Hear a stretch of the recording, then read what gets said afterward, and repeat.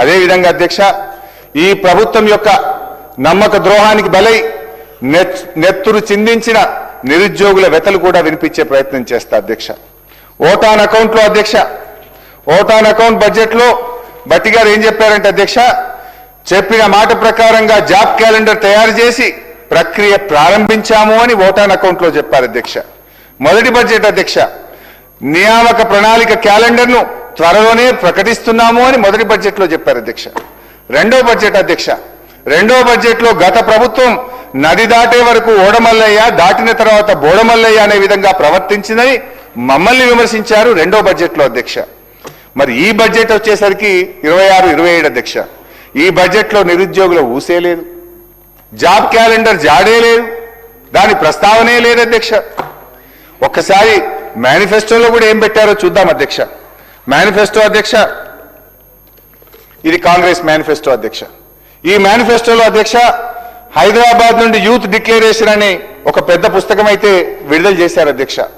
ఈ మేనిఫెస్టోలో ఏం చెప్పారంటే అధ్యక్ష, మొదటి సంవత్సరంలోనే 2 లక్షల ప్రభుత్వ ఉద్యోగాలు భర్తీ చేస్తామని హామీ ఇచ్చారు అధ్యక్ష. నేను అడుగుతా ఉన్న భట్టి గారిని, ఆ 2 లక్షల ఉద్యోగాలు ఇచ్చారా? ఎవరికి ఇచ్చారు? మొదటి సంవత్సరం గడిచిపోయింది, రెండవ సంవత్సరం గడిచిపోయింది, మరి చేయండి.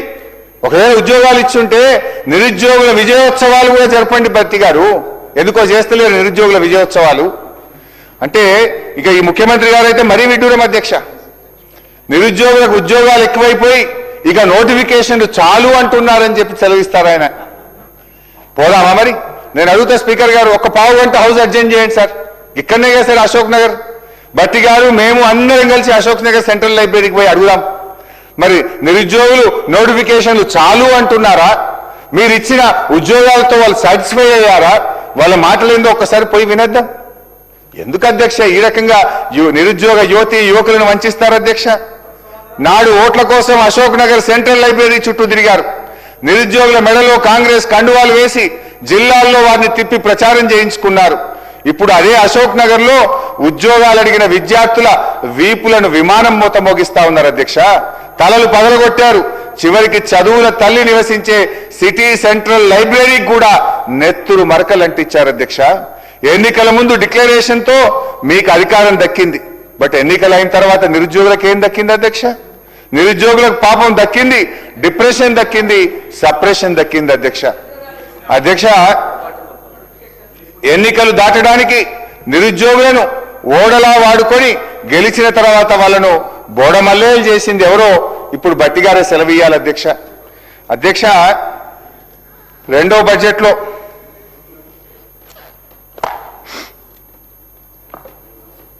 25-26 అధ్యక్ష, రెండో బడ్జెట్లో ఒక మంచి కవిత చదివారు అధ్యక్ష. భట్టి గారు మా మీద చదివారు, 29వ పేజీ అధ్యక్ష. మా మీద ఏమని చదివారంటే అధ్యక్ష, శ్రీశ్రీ గారి కవిత మా మీద ప్రయోగించారు భట్టి గారు. కూటి కోసం కూలి కోసం పట్టణంలో బ్రతుకుదామని తల్లి మాటలు చెవిన పెట్టక బయలుదేరిన బాటసారికి ఎంత కష్టం ఎంత కష్టమని మా మీద చదివారు అధ్యక్ష భట్టి గారు. కానీ నిజంగా శ్రీశ్రీ గారు బతుకుంటే మీరు చేసిన మోసానికి ఇట్లా రాసుండేవారేమో అధ్యక్ష. రాహుల్ గాంధీ మాటలు నమ్మి, ప్రియాంక గాంధీ భాష నమ్మి కాంగ్రెసు కోటేసిన నిరుద్యోగికి ఎంత కష్టం ఎంత కష్టం. ముఖ్యమంత్రి ఢిల్లీ బాయే, జాబులేమో రాకపాయే, కడుపు మండి ర్యాలీ తీస్తే లాఠీ చార్జీ చేసుడాయే, తలలు పగిలి నెత్తురాయే, అశోక్ నగరే చిత్తడాయే, కాంగ్రెసు కోటేసిన నిరుద్యోగికి ఎంత కష్టం ఎంత కష్టం. భట్టి గారు, సరే ఇప్పుడు నేను ఇప్పుడే ఒక మాట అన్నాను అధ్యక్ష.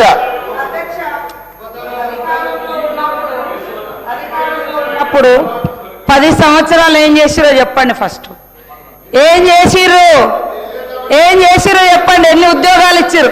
తెలంగాణ ఉద్యమం 10 ఏళ్ళు జరిగింది. 10 ఏళ్ళ ఉద్యమం అంతా ఉద్యోగాల కోసమే. మరి మీరు అధికారంలోకి వచ్చి 10 ఏళ్లలో ఎన్ని ఉద్యోగాలు ఇచ్చారు అధ్యక్ష?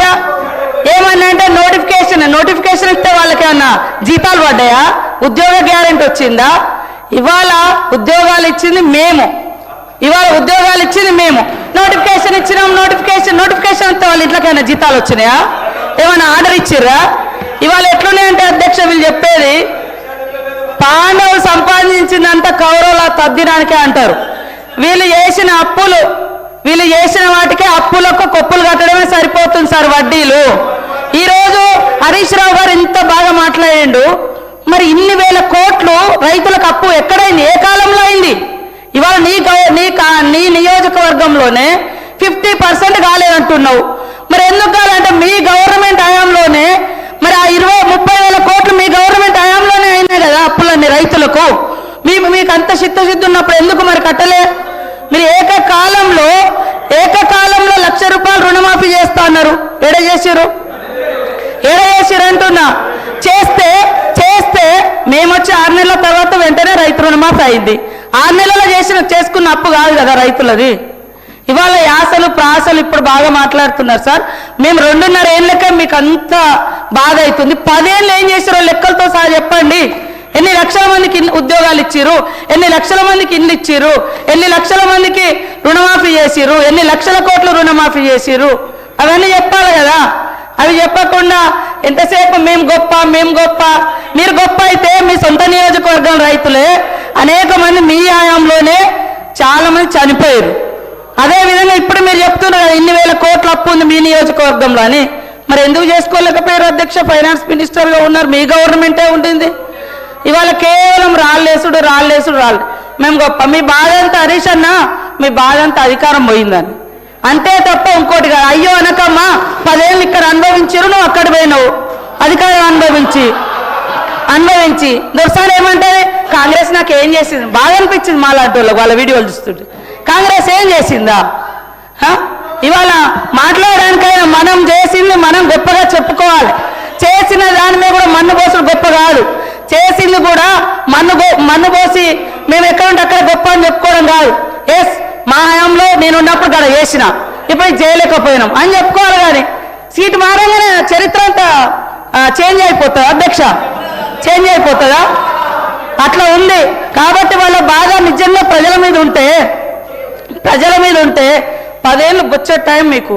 మరి ఇవన్నీ మీరు చేసి ఉంటే మేము ఇవ్వాల్సిన పేదరికం ఇంతెందుకు, మేము ఇవన్నీ చేస్తామని ఎందుకు ఒప్పుకునే వాళ్ళం? మీరు చేసిన అప్పులన్నీ కూడా ఇవాళ అప్పులకు వడ్డీలు ఇవే సరిపోతున్నాయి. అయినా మేము చేస్తున్నాం. ఇవాళ రాష్ట్రంలో ఉన్న 1.5 కోటి మంది పేదలకు ఇవాళ సన్నబియ్యం ఇస్తుంటే మీరు ఓర్వలేకపోయారు. ఇవాళ మేము ఇందిరమ్మ బీమా జీవిత బీమా పెడితే ఓర్వలేకపోతున్నారు. ఏం ఓర్వలేకపోతున్నారు? బాధ అంటే మీకు బాధ ఉంది తప్ప పేదోడికి ఇల్లొస్తే మీకు సంతోషం లేదా? మీరు ఇయ్యరైతురి. మీరు ఎన్ని ఇళ్ళు ఇచ్చారు? 10 ఏళ్లలో ఎన్ని ఇళ్ళు ఇచ్చి చెప్పండి. మేము ఈ 2 ఏళ్లలో ఎన్ని ఇచ్చినాం మేము చెప్తాం. మరి చెప్పకుండా కేవలం మట్టి పోసుడు దుమ్ము పోసుడు కాదు. మీరు చేసే చెప్పుకుంటూ మేమేం చేయాలో అది చెప్తే బాగుంటుందని కోరుతా ఉన్నా అధ్యక్ష.